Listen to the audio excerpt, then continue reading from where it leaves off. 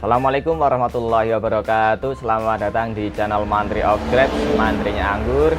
Baik bolo anggur semuanya, kali ini kita akan sedikit membahas topik yang menurut saya ini topik yang sangat penting dibahas. Kenapa? Karena ini biasanya sesuatu yang selalu dipermasalahkan, terutama bagi bolo anggur semuanya yang baru awal menanam anggur.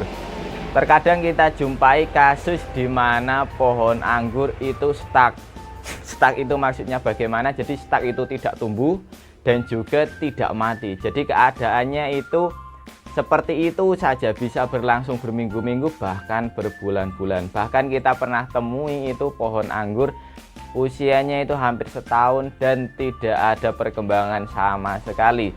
Daunnya itu tidak tumbuh tambah banyak maupun tidak mati. Jadi mereka dikatakan tumbuh itu tidak tumbuh, dikatakan mati itu tidak mati. Jadi mereka hanya stuck saja, mereka tidak mengalami pertumbuhan maupun perkembangan. Mungkin bolo anggur di luar sana ada yang mengalaminya, saya sendiri juga pernah mengalaminya. Jadi kita pernah menanam anggur dulu itu stuck itu sampai 4 bulan, itu sangat lama. Stucknya itu sampai 4 bulan. Kita tanam di planter bag, kita tunggu, tidak berkembang sama sekali, daunnya tidak tambah, tidak mati dan juga tidak tumbuh. Mereka hanya hidup-hidup saja, mati segan hidup tak mau, seperti itu bolo. Baik, pada episode kali ini kita akan membahas penyebab-penyebab yang bisa menyebabkan pohon anggur, bolo anggur semuanya itu stuck. Selain penyebabnya, ketika kita tahu penyebabnya, nanti diharapkan kita bisa untuk menanganinya, bisa melakukan pencegahan maupun penanganan. Oke, langsung saja kita mulai videonya. Ya, yang pertama penyebab pohon anggur stuck yaitu tanaman ini biasanya media tanamnya belum matang. Ini yang paling sering bolo anggur temui itu media tanamnya itu belum matang. Baik media tanam yang bolo anggur olah sendiri maupun bolo anggur itu beli media tanam yang sudah jadi. Terkadang itu kita temui media tanamnya itu belum matang, sehingga nanti perakarannya itu tidak dapat berkembang dan pohon anggur itu stuck atau berhenti. Ciri atau tanda media tanam yang sudah matang itu ditandai dengan adanya rumput yang sudah tumbuh di atasnya. Itu cara paling mudah untuk mendeteksi bahwa media tanamnya itu sudah matang. Jika media tanamnya belum matang, itu biasanya rumput ataupun tanaman dan mikroorganisme lain itu belum mau berkembang di sana. Itu biasanya tanda paling mudah untuk mengenalinya, yaitu seperti itu. Kemudian yang kedua, ini pohon anggur belum beradaptasi.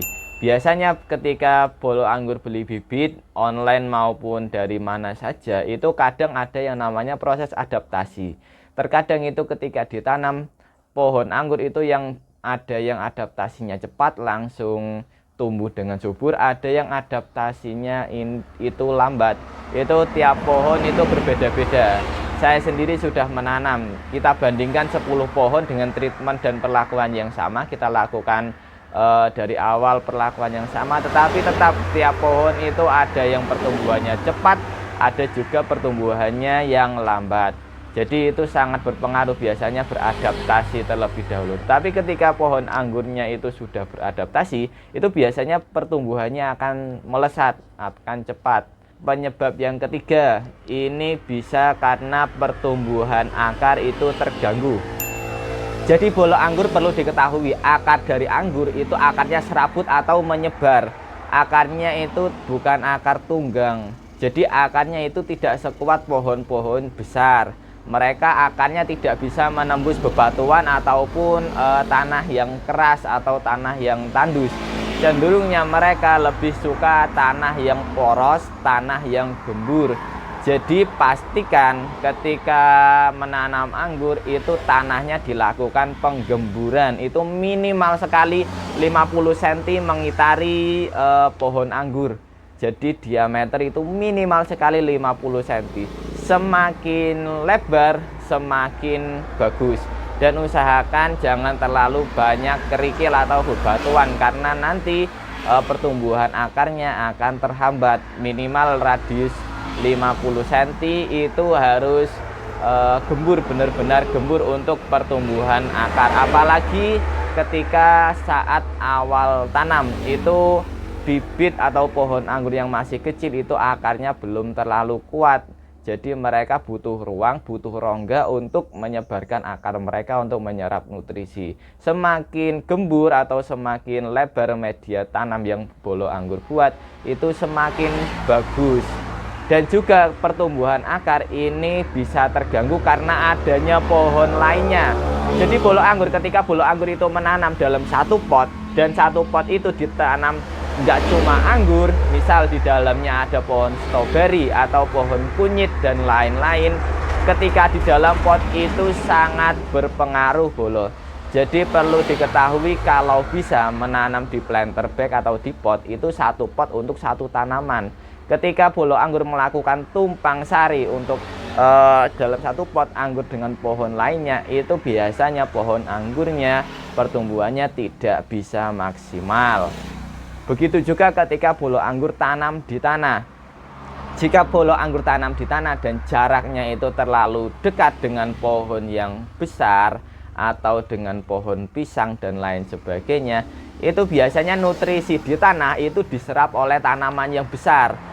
Sedangkan pohon anggur kita itu baru awal tanam, itu nutrisinya akan kalah dan pertumbuhannya akan terhambat atau bahkan stuck. Kita pernah mengalaminya. Kemudian yang keempat, ini agak sulit mengukurnya karena butuh parameter sendiri alat untuk mengukur, yaitu pH tanah. Jadi pH tanah itu untuk anggur idealnya sekitar 6 sampai 7 atau 6,5 sampai 7 itu pH tanah yang bagus atau ideal untuk anggur. Ketika pH tanahnya terlalu asam, maka mikroorganisme maupun akar dan lain sebagainya itu tidak bisa berkembang di sana.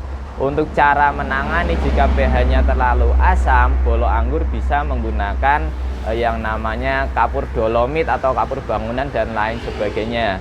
Jika berkenan, insya Allah akan kita buatkan khusus episode mengenai pH yang ideal untuk tanaman anggur. Jadi perlu diketahui bolo, pH itu ada 3. pH-nya itu asam, netral, dan juga pH basah.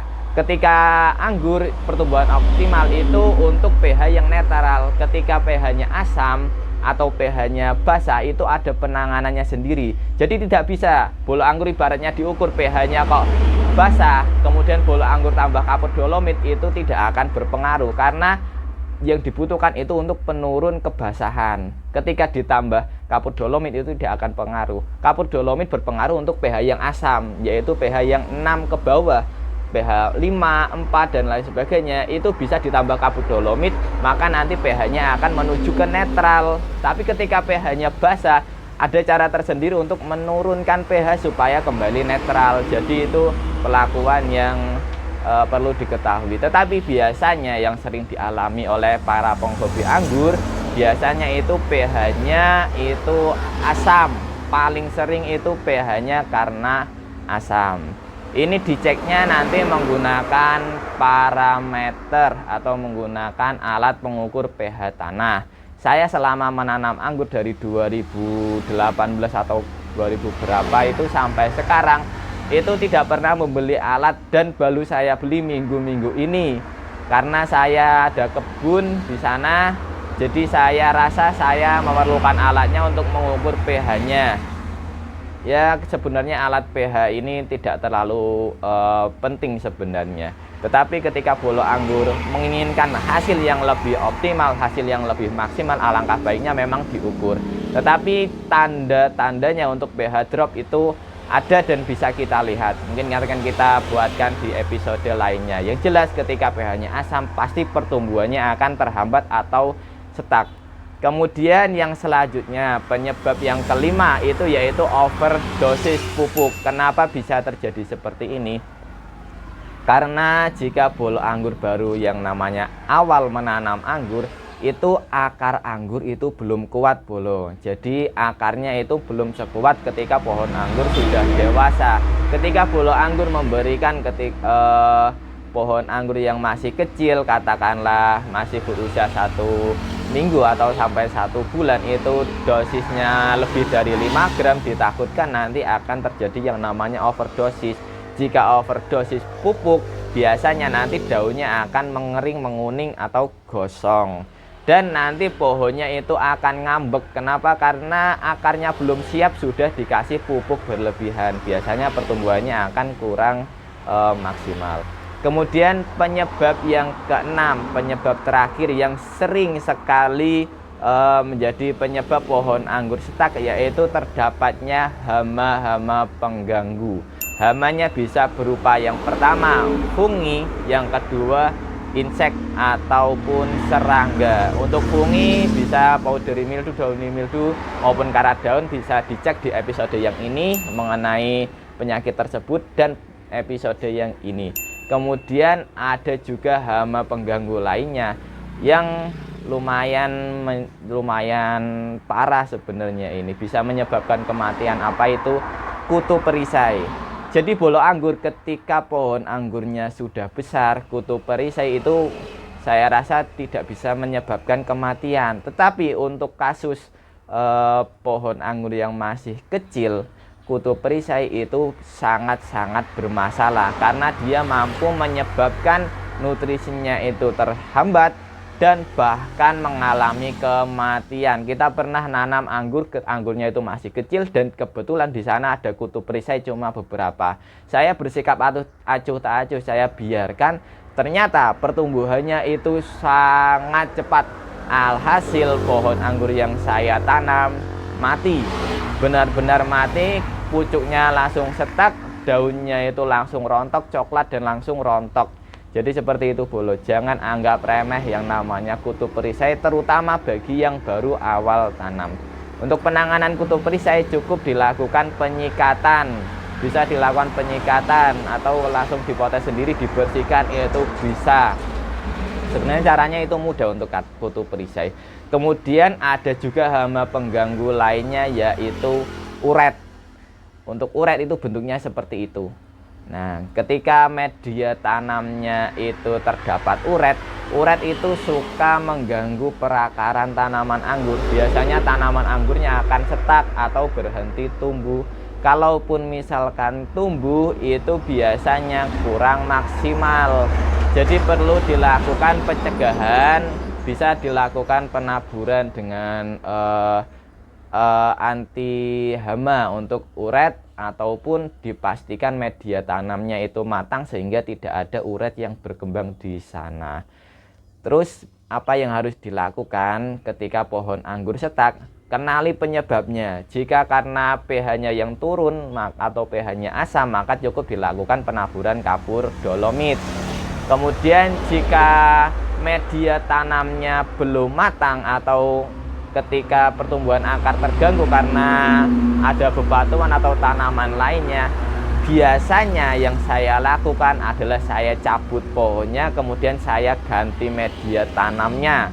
Saya ganti, benar-benar saya cabut, saya bersihkan, kemudian saya ganti media tanamnya dan saya tanam di tempat tersebut dengan media tanam yang baru. Atau ketika ada pohon yang besar yang dekat dengan pohon anggur saya, biasanya saya ngalah, saya pindah, tidak terlalu dekat dengan pohon besar tersebut, karena selain nutrisinya itu kalah, juga berebut sinar matahari. Jadi sinar mataharinya kurang maksimal. Seperti itu bolo untuk penyebab maupun cara menangani. Sebenarnya anggur itu sangat mudah beradaptasi, tergantung cara kita merawat. Paling utama, paling sering itu memang permasalahannya karena media tanam. Jadi sekali lagi, media tanam usahakan yang bagus. Jangan terlalu poros, jangan pura tidak poros, jadi sedang-sedang saja. Saran saya untuk bolo anggur semuanya, ketika menanam anggur tetap libatkan yang namanya tanah. saya menyarankan tetap libatkan yang namanya tanah. Kecuali kalau bolo anggur mau full menggunakan hidroponik, yaitu tidak masalah, itu hak prerogatif bolo anggur semuanya. Tetapi kalau di pot dan lakukan penyiraman seperti biasa bukan hidroponik, saya tetap menyarankan libatkan tanah dan jangan terlalu poros. Kalau over poros biasanya pH-nya mudah drop, sepengalaman saya seperti itu bolo. Oke bolo anggur, semoga bermanfaat, sedikit sharing dari saya, semoga bermanfaat untuk bolo anggur semuanya. Assalamualaikum warahmatullahi wabarakatuh.